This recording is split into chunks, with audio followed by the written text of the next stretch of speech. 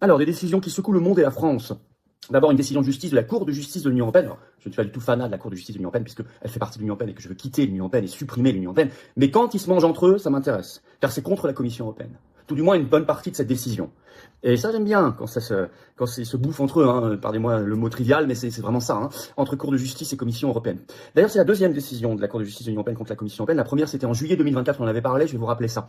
Mais celle-ci, elle n'a pas été vue tout de suite. Elle n'a pas été vue tout de suite. Il a fallu qu'il y ait des articles qui sortent. Bravo notamment à François, et puis dans la presse étrangère. C'est une décision de la CJUE qui est pas très vieille, le 30 janvier dernier. C'était un médecin italien, en fait, Giovanni Fragiese, qui attaquait la Commission européenne, qui demandait le retrait des autorisations de mise sur le marché des injections Covid. Alors, sur ce point-là, il n'a pas eu, sans surprise, une décision favorable de la Cour de justice qui lui a dit qu'il n'avait pas d'intérêt à agir. Il n'a même pas jugé le fond, mais elle a dit que lui n'avait pas d'intérêt à agir. Mais, et c'est ça qui est très intéressant dans cette décision de justice, elle a dit, je cite, que sur ces injections, la prescription médicale était obligatoire. Pas du tout ce que disaient à l'époque les Véran, etc. en France, ou même la Commission européenne. En ajoutant, ces vaccins nécessitent une prescription médicale. Par ailleurs, sur la liberté des médecins, la Cour déclare aucune obligation de prescrire ou d'administrer les vaccins n'incombe aux médecins. Ils restent libres de les recommander ou non. Fin de citation. Et enfin, l'affaire, je cite, souligne un manque de transparence des décisions sanitaires ayant conduit à des obligations vaccinales sur des bases potentiellement incomplètes. Bah dites-moi, c'est pas un coup de tonnerre ça? Déjà, vous aviez le 17 juillet 2024, dans deux arrêts différents, deux décisions de la Cour de justice de l'Union européenne. Allez voir mes vidéos à l'époque, je vous rappelle, la Commission européenne avait été jugée n'avoir pas donné au public un accès suffisamment large au contrat d'achat des vaccins contre le Covid-19. Fin de citation, c'est en cours tout ça. Hein. Alors, c'est très intéressant parce qu'ils se dévorent entre eux et on prend tout ce qui affaiblit ce système européiste oligarchique supranational, on prend. Vous voyez que ça crée de l'opacité, du mensonge, de la corruption et même dans d'autres domaines, la guerre. On le sait bien en ce moment. Et deux, tout ça peut devenir une base judiciaire très intéressante pour obtenir le retrait des AMM, autorisation de mise sur le marché, par un autre biais, puisque ce médecin n'avait pas d'intérêt à agir, mais par d'autres biais, profitant de la dynamique Robert Kennedy Jr., par ailleurs, outre-Atlantique. Et justement, outre-Atlantique, en une semaine, le nouveau ministre américain de la Santé, Robert Kennedy Jr., dégaine 3 fois, mais très très concrètement, vous allez voir. D'abord, la première alerte, c'est un article de panique, littéralement, du Wall Street Journal. Le 21 février, c'est tout récent, le titre Robert Kennedy Jr., fait son premier geste anti-vaccin, c'est le titre comme une alerte du Wall Street Journal. Voilà ce qu'il fait. Je cite un extrait de cet article. Les nouvelles cette semaine indiquent que Robert Kennedy Jr. s'apprête à licencier les membres du comité consultatif sur les pratiques de vaccination des Center for Disease Control and Prevention. Donc c'est les trucs que dirigeait Fauci. C'est le groupe qui décide s'il faut recommander des vaccins au public et comment. Ces recommandations aident, écrit le Wall Street Journal, à déterminer quels vaccins sont couverts par le programme national d'indemnisation des blessures liées aux vaccins. C'est le programme que le Congrès a établi pour indemniser les personnes blessées à cause des injections. Son objectif est de limiter, je cite, les litiges contre les laboratoires fabricants de vaccins afin qu'ils acceptent de prendre le risque élevé de les développer.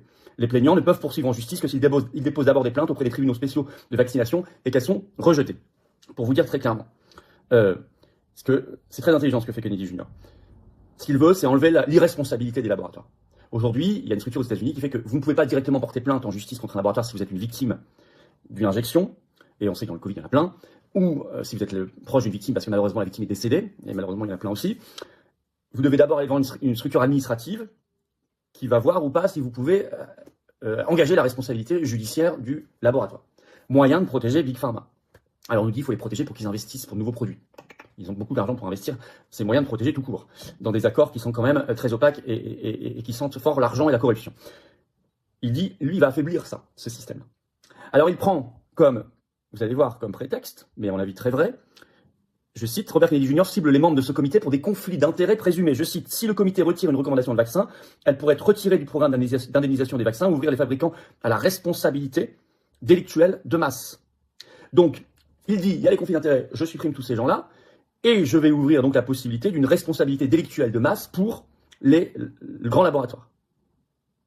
Il est en train de casser le principe d'irresponsabilité de Big Pharma. Responsabilité judiciaire. C'est très très très important ce qu'il y a ça. Mais il n'y a pas que ça. Au même moment, très important, Fox News en parle ce 25 février, il arrête une étude sur un nouveau vaccin Covid. Il l'arrête. Et il arrête les financements. Alors que ça devait commencer ce lundi. Je vous explique, je vous cite l'extrait de Fox News. Le ministre de la Santé et des Services sociaux, Robert Kennedy Jr., a suspendu un contrat de plusieurs millions de dollars de l'administration Biden pour créer un nouveau vaccin Covid, a appris Fox News. Bien qu'il soit crucial que le ministère de la Santé et des Services sociaux soutienne la préparation aux pandémies, 4 années de surveillance ratée de l'administration Biden ont rendu nécessaire l'examen des accords de production de vaccins, y compris ceux de Vaxart, a déclaré Kennedy dans des commentaires fournis à Fox News. Alors, il s'agissait d'un nouveau vaccin révolutionnaire qu'on devait prendre par injection dans le nez. Et ce 3 mars, lundi 3 mars, devait commencer la première étude clinique auprès de 10 000 personnes aux États-Unis. Tout a été annulé, les 10 000 personnes ont été contactées, ne venez pas, finalement on arrête tout. Et 200 millions de dollars de financement ont été retirés. Ça c'est concret. Et c'est pas fini. Il cible maintenant Moderna sur son injection ARN messager qu'elle préparait contre la version humaine de la grippe aviaire. Je vous en ai beaucoup parlé de cette version humaine de la grippe aviaire ces derniers mois sur la chaîne en disant c'est le prochain coup qu'ils préparent et ils ont déjà donné beaucoup d'argent, ils vont donner de l'argent à Moderna notamment pour faire une injection ARN messager sur cette affaire. J'avais alerté. Kennedy a vu le sujet. Et donc là, on le sait par l'agence Bloomberg, ce 27 février, je cite, Moderna est attendu en bourse en nette baisse à Wall Street après que Bloomberg a annoncé que l'administration Trump avait décidé de réexaminer un contrat de 590 millions de dollars attribué au groupe Moderna en janvier pour le développement de son vaccin contre la grippe aviaire. Selon Bloomberg, cet examen s'inscrit dans le cadre d'une initiative gouvernementale visant à examiner les dépenses consacrées au vaccin à base d'ARN messager. Le financement avait été accordé par l'équipe du démocrate Joe Biden dans les derniers jours de présence à la Maison-Blanche. On en avait parlé. Effectivement, il avait fait ça fin décembre. 590 millions de dollars. Et c'est dans une étude, vous avez vu, un examen plus large, de revoir tout ce qui concerne l'ARN messager. Ah. Sur notre site, d'ailleurs, dans la rubrique pétition, vous trouverez toujours notre pétition nationale pour interdire en France les injections ARN messager. Si vous ne l'avez pas encore signé, allez-y. Ça, c'est ça, c'est fondamental. C'est-à-dire que d'autres décisions viendront parce que vous avez vu, c'est dans le cadre d'un examen plus large. Bon. Par ailleurs, en France, on est déjà concerné par cette décision de la Cour de justice de l'Union européenne dont je vous ai parlé contre la Commission européenne. Mais en plus, ça y est, les médias parlent enfin d'une grande étude toute récente sur les problèmes post-injection. CNews en parle ce 25 février. Le titre Covid-19, les chercheurs commencent à comprendre pourquoi le vaccin cause parfois des problèmes de santé chroniques. Je cite l'extrait.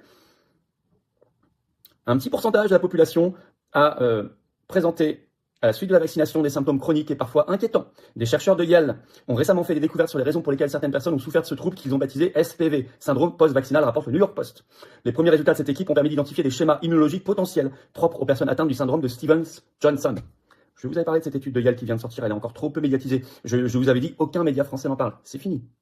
C'est fini. Fox News va même plus loin le 24 février. Le titre, ils écrivent, je cite, les scientifiques trouvent des indices pour lesquels le vaccin Covid-19 cause des problèmes de santé chroniques chez certains. C'est le syndrome post-vaccination.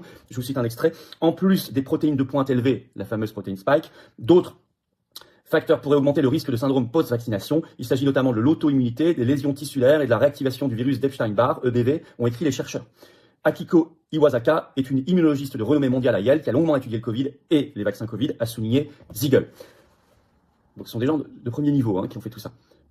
Et ça commence à se diffuser, y compris dans l'information en France. Bon, vous sentez bien qu'on est en train d'abattre des murs là. On est dans le concret, le dur. Alors, toutes ces décisions, les 3 décisions d'un coup, là, Kennedy Jr. incroyable, cette décision de justice très intéressante, et ce mur qui se fissure sur la désinformation, tant mieux.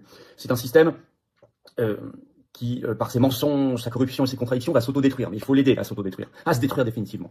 Il faut agir, il faut faire que toutes les victimes se coagulent encore plus dans les associations, aillent devant la justice systématiquement, bien évidemment, qu'on multiplie les actions de rue pour informer, qu'on multiplie les informations comme ces vidéos et qu'on les diffuse et qu'on les partage. Pour ça, vous pouvez vous abonner à la chaîne par un petit clic gratuit, ça fera que la vidéo se partagera mieux et l'information se partagera mieux. Merci à vous. Petit clic gratuit sur s'abonner à la chaîne pour vous en dessous, et ça aidera énormément tout cela. Pensez-y s'il vous plaît maintenant.